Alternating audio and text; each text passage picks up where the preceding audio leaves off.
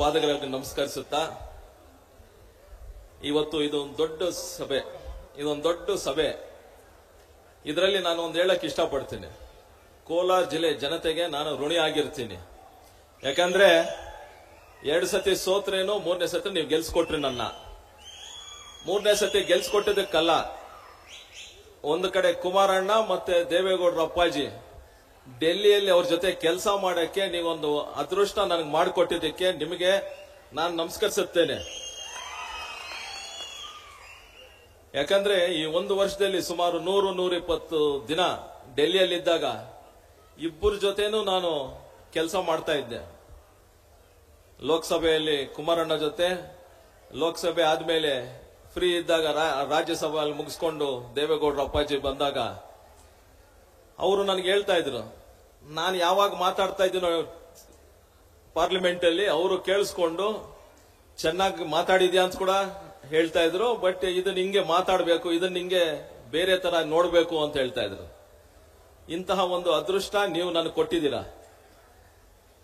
ಇದ್ರ ಜೊತೆ ಏನು ಒಂದ್ಸತಿ ಒಂದು 4-5 ತಿಂಗಳಿಂದ ಕುಮಾರಣ್ಣ ಜೊತೆ ಕೂತ್ಕೊಂಡು ಮಾತಾಡ್ತಾ ಇರುವಾಗ, ಅಣ್ಣ ದಯವಿಟ್ಟು ನಿಖಿಲ್ ಅಣ್ಣ ಜವಾಬ್ದಾರಿ ಕೊಡಿ, ಇನ್ನ ಪಕ್ಷ ಸಂಘಟನೆ ಮಾಡ್ಬೇಕು, ನಾವು ಪಕ್ಷ ಸಂಘಟನೆ ಸ್ವಲ್ಪ ಎಲ್ಲೋ ಹಿಂದೆ ಹೋಗ್ತಾ ಇದೆ, ನೀವು ಇಲ್ಲಿ ಕೇಂದ್ರದಲ್ಲಿ ಇದೀರಿ ಅಂದಾಗ ಅದು ನನ್ನಿಂದನೋ ಇಲ್ಲಾಂದ್ರೆ ಬೇರೆ ಇಲ್ಲಿ ಹಿರಿಯರು ಎಲ್ಲಾ ನಾಯಕರು ಕೂತ್ಕೊಂಡು ಕುಮಾರಣ್ಣಂಗೆ ಹೇಳಿದಾಗ ಒಂದು ಜವಾಬ್ದಾರಿ ನಿಖಿಲ್ ಕುಮಾರಸ್ವಾಮಿ ಅವರು ಕೊಟ್ಟಿದ್ದಾರೆ.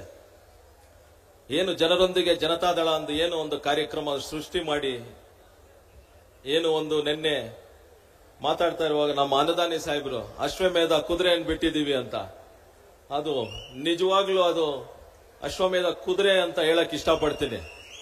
ಯಾಕಂದ್ರೆ ನಿಖಿಲ್ ಅವ್ರು ಏನು ಕೆಲಸ ಈ ಸಭೆಗಳು ಮಾಡ್ಕೊಂಡು ಹೋಗ್ತಾ ಇದ್ದೀರೋ, ಈ ಸಭೆಗಳಲ್ಲಿ ಜನಸ್ಪಂದನೆ ಎಷ್ಟು ಜೋರಾಗಿದೆಯೋ ಕುಮಾರಣ್ಣಗೆ ಎಷ್ಟಿತ್ತು ಅದಕ್ಕಿಂತ ಜಾಸ್ತಿ ಇದೆ ಅಂತ ಹೇಳಕ್ ಇಷ್ಟಪಡ್ತೀನಿ.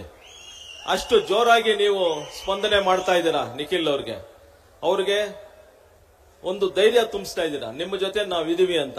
ಏನು ಜವಾಬ್ದಾರಿ ಕುಮಾರಣ್ಣ ಮತ್ತು ದೇವೇಗೌಡರ ಅಪ್ಪಾಜಿ ಕೊಟ್ಟಿದಾರೋ ಅದನ್ನ ನಿಭಾಯಿಸಕ್ಕೆ ನಾವೆಲ್ಲ ನಿಮ್ ಜೊತೆ ಇದೀವಿ ಅಂತ ಏನು ನೀವು ತೋರಿಸ್ತಾ ಇದ್ದೀರೋ, ಅದ್ರ ಜೊತೆ ಏನು ನಾವೆಲ್ಲ ಇಲ್ಲಿ ನಾಯಕರು, ಶಾಸಕರಾದ್ರೂ ಆಗ್ಲಿ, ನಾನು ಒಬ್ಬ ಸಂಸದನಾಗ್ಲಿ, ಇಲ್ಲಿ ಇರುವ MLCಗಳಾದ್ರೂ ಆಗ್ಲಿ, ಎಲ್ಲರೂ ಅವ್ರ ಜೊತೆ ಇದ್ದು ಅವ್ರ ಬೆನ್ನೆಲುಬಾಗಿ ನಿಂತಿದ್ದೀವಿ. ದಯವಿಟ್ಟು ನೀವು 2028 ಕುಮಾರಣ್ಣನ ಮುಖ್ಯಮಂತ್ರಿ ಆಗಿ ನೋಡ್ಬೇಕಂದ್ರೆ ಏನು ಒಂದು ಕಾರ್ಯಕ್ರಮ ನಿಖಿಲ್ ಅವರು ಇವಾಗ ಮಾಡ್ಕೊಂಡು ಹೋಗ್ತಾ ಇದಾರೋ ಇದಕ್ಕೆ ನೀವು ಒಳ್ಳೆ ನಿರ್ಧಾರ ತಗೊಂಡು ಒಳ್ಳೆ ಸಪೋರ್ಟ್ ಮಾಡ್ಬೇಕಂತ ಹೇಳಕ್ ಇಷ್ಟಪಡ್ತೀನಿ.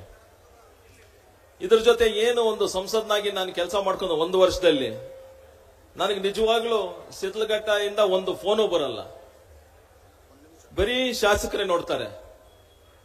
ನಮ್ಮ ಕೋಲಾರ ಲೋಕಸಭಾ ಸಂಸದರು ಮಲ್ಲೇಶ್ ಅಣ್ಣವರು ಮೊನ್ನೆ ನಾವು ಏಪ್ರಿಲ್ 14ನೇ ತಾರೀಕು ಅಂಬೇಡ್ಕರ್ ಭವನಕ್ಕೆ ನಾವು ಹೋಗಿ ಅನುದಾನ ಕೇಳಿದಾಗ 1 ಕೋಟಿ ರೂಪಾಯಿ ಅನುದಾನ ಅವರ ಒಂದು ಸಂಸದರ ಅನುದಾನದಲ್ಲಿ ಕೊಟ್ಟಿದ್ದಾರೆ. ಅವ್ರಿಗೆ ಧನ್ಯವಾದಗಳು.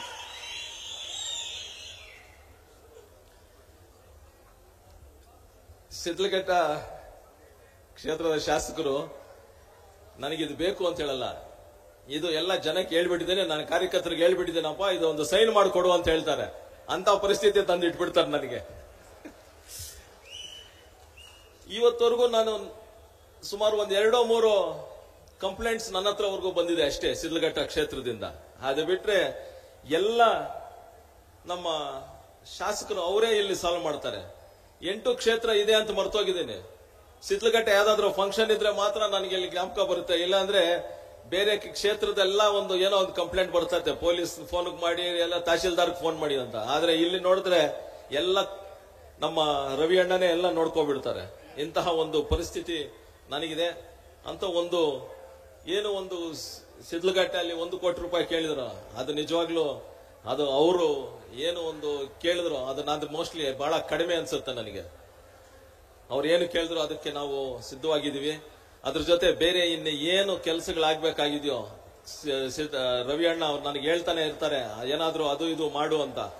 ಅಂತಹ ಒಂದು ಕಾರ್ಯಕ್ರಮಗಳು ಮಾಡ್ಕೊಂಡು ಹೋಗ್ತೀವಿ.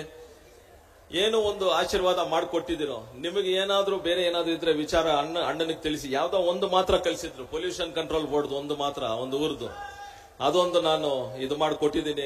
ಅದು ಬಿಟ್ಟು ಬೇರೆ ಶಿಡ್ಲಘಟ್ಟ ಕ್ಷೇತ್ರದ ಯಾವುದು ಬಂದಿಲ್ಲ. ಆದ್ರೆ 2028 ಕುಮಾರಣ್ಣನ ಮುಖ್ಯಮಂತ್ರಿ ಮಾಡಬೇಕು. ನಿಖಿಲ್ ಅವ್ರಿಗೆ ಒಂದು ಜವಾಬ್ದಾರಿಯನ್ನು ಕೊಟ್ಟಿದ್ದಾರೆ, ಅದನ್ನ ನಿಭಾಯಿಸಬೇಕಂದ್ರೆ ನಿಮ್ಮಂತಹ ಕಾರ್ಯಕರ್ತರು ಬರೀ ಶಿಡ್ಲಘಟ್ಟ ಅಲ್ಲ, ಇಡೀ ಕರ್ನಾಟಕ ರಾಜ್ಯದಲ್ಲಿ ಅವ್ರ ಹಿಂದೆ ಇರ್ತಾರೆ ಅಂತ ಹೇಳಕ್ ಇಷ್ಟಪಡ್ತೀನಿ.